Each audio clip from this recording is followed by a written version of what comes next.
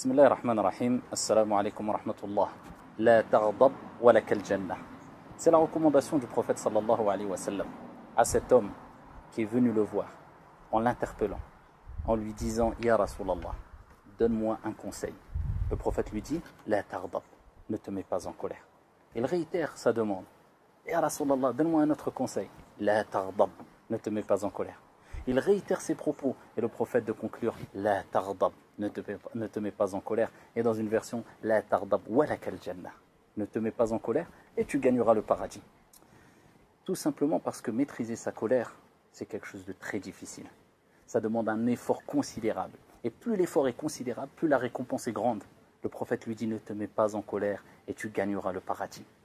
Et vous savez toutes et tous que celles et ceux qui atterrissent en prison, celles et ceux qui ont été poussés à tuer, celles et ceux qui ont été amenés à divorcer, celles et ceux qui, souvent la cause ça a été al-ghadab, la colère. Cette chose aimée par Shaitan. Car quand tu es en colère, tu as une certaine emprise satanique. C'est pour cela que tout au long de notre vie, il est important de chercher protection près d'Allah subhanahu wa ta'ala contre l'emprise de notre âme sur nous, mais aussi contre l'emprise satanique sur nous.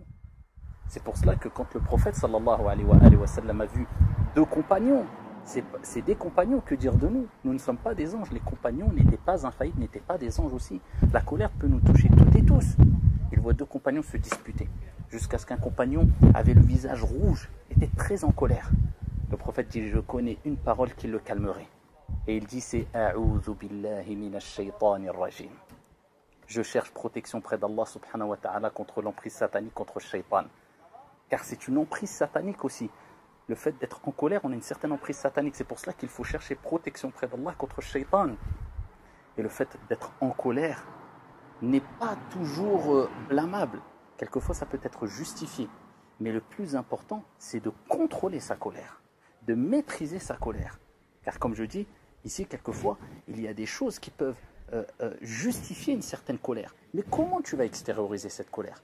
Quel type de colère tu vas avoir? Si tu maîtrises ta colère, si tu canalises ta colère, si tu lui mets un cadre à ta colère, cela peut être louable dans certains cas. Mais se laisser aller, extérioriser sa colère, cela est une preuve de faiblesse. C'est pour ça que le prophète sallallahu alayhi wa sallam a dit le fort, ce n'est pas celui qui terrasse les gens lorsqu'il est en colère ou qui prend le dessus ou qui extériorise sa colère. Non, ça c'est facile. Se laisser aller, c'est facile. Mais le fort, c'est celui qui maîtrise sa colère lorsqu'il est en colère. Celui-là, c'est le fort. Donc, ne crois pas que le fort, c'est celui qui, dès qu'on va lui lancer un mauvais regard ou une insulte, il va répondre en gonflant ses muscles, en voulant frapper la personne. Celui-là, c'est un faible parce qu'il s'est laissé aller, il n'a pas fait d'effort. Le fort, c'est celui qui maîtrise sa colère lorsqu'il est en colère. Et cela ne veut pas dire se laisser écraser. Ne pas confondre bon comportement avec faiblesse. Non, c'est une force. Tu pourrais extérioriser ta colère. Tu sais que tu pourrais causer même des dégâts.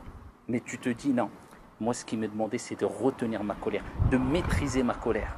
Et c'est comme ça qu'était le prophète sallallahu alayhi wa sallam. Il ne vivait pas simplement dans la théorie, mais dans la pratique, alayhi salatu wa sallam. Mais c'était un prophète et un messager. Imaginez-vous le prophète, alayhi salatu wa sallam.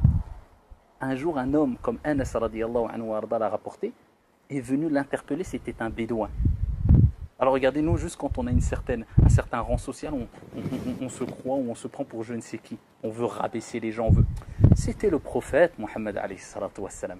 Un bédouin vient, le prophète avait une sorte de manteau de Najran, et il l'avait sur lui, le bédouin vient, il saisit le manteau du prophète alayhi salatu wassalam avec force jusqu'à ce qu'il lui a laissé des traces.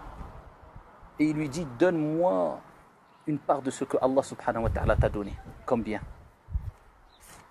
Qu'est-ce qu'a dit le prophète? Comment réagit le prophète? Alayhi salatu wassalam. Laqad kana lakum fi rasulillahi uswatun hasana. Vous avez certes un excellent exemple dans le comportement, la moralité du prophète alayhi salatu wassalam. Le prophète se tourne vers lui et sourit. Le prophète il sourit et il dit donnez-lui ce qu'il veut. Parce qu'il savait qu'il n'y avait pas d'intérêt de lui causer du tort ou de répondre au mal par le mal. Lui, il regardait alayhi salatu wassalam les conséquences des actes. Contrairement à nous qui on se base simplement sur le moment T. Mais on ne regarde pas les conséquences, on ne voit pas loin. On manque de perspicacité, de basira. Son but, c'était de gagner les cœurs. Donnez-lui ce qu'il veut. Et le prophète, alayhi salatu wassalam, cerise sur le gâteau, il sourit, alayhi salatu wassalam. Voilà comment on doit réagir en suivant le modèle du prophète, car le prophète alayhi salatu wassalam a dit: il n'y a pas une chose accompagnée d'indulgence, de douceur, sans que cette chose, ce comportement, cette situation ne s'embellisse. Et il dit alayhi salatu wassalam: il n'y a pas une chose accompagnée de dureté, sans que cette situation, ce comportement ne soit enlaidi. Et pour maîtriser sa colère, non seulement il est bon de dire A'udhu billahi minash shaytanir rajim, mais le prophète nous a dit aussi: quand tu es en colère, assis-toi. Si tu es assis, allonge-toi. L'imam al-Khattabi, rahimahullah, dans le Sharh des Sunan d'Abi Daoud, il dit que si le prophète nous dit de s'asseoir quand on est debout et quand on est en colère, c'est parce que quand on est debout, on est dans une posture qui nous amène à commettre des dégâts, à extérioriser sa colère. Quand tu es debout, tu peux marcher, te déplacer, etc. Contrairement au fait que tu sois assis, il y a une certaine retenue. Et quand tu es allongé, il y a encore plus de retenue que si tu étais assis. Regardez les recommandations prophétiques. Et aussi parmi les recommandations, c'est de faire les ablutions afin d'apaiser, calmer cette colère si tu es en colère. Et toujours te souvenir que si tu maîtrises ta colère, le résultat ne sera que beau. Le résultat ne sera qu'une réussite. Et tu sentiras, au début c'est dur, mais après quand tu as réussi à passer cette étape, tu es fier de toi. Parce que tu as réussi à quelque chose. Contrairement à celui qui s'est laissé aller extérioriser sa colère, suivi par sa colère, le résultat c'est quoi, billahi alaykum, comme on le sait toutes et tous, ce n'est que remords et regrets. Et souvent il est trop tard, contrairement à celui qui va retenir sa colère, maîtriser sa colère. C'est celui-là le fort, comme le prophète alayhi salatu wassalam a dit, il sentira une certaine fierté, une certaine force. Et c'est ça la force, de retenir sa colère quand on t'insulte, quand on te provoque, mais sans montrer un signe de faiblesse. Sans montrer un signe de faiblesse, non, ce n'est pas de la faiblesse. Mais en rappelant que ça ne vaut pas le coup, il n'y a aucun intérêt, les conséquences sont mauvaises. Je ne réponds pas au mal par le mal, mais j'évite le mal avec intelligence et en contenant ma colère. Toujours garder le calme, la sérénité. Et je répète, ça ne veut pas dire se laisser écraser, mais montrer qu'on détient une certaine force qui nous permettra de gagner le paradis, Inch'Allah, comme le prophète a dit, La taghdab walakal jannah. Ne te mets pas en colère et tu gagneras le paradis. Envers les personnes autour de toi, ton épouse, l'épouse envers l'époux, envers les enfants, toujours contrôler sa colère, bien que ça soit difficile. Barakallahu fina wa fikum. Wassalamu alaikum.